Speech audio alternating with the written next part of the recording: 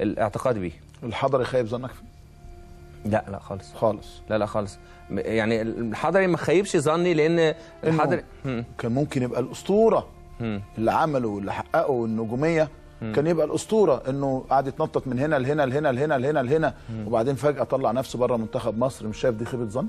اعتقد ان هو المشكله الاساسيه مش معانا، المشكله الاساسيه في انك انت. لا انا فاهم، انا بكلم محلل، بكلم كمحلل رياضي، بكلم اعلامي، بكلم شخصيه رياضيه عامه. لا انا قصدي على، مش قصدي معايا، انا قصدي على ان هو خايب ظنه في نفسه.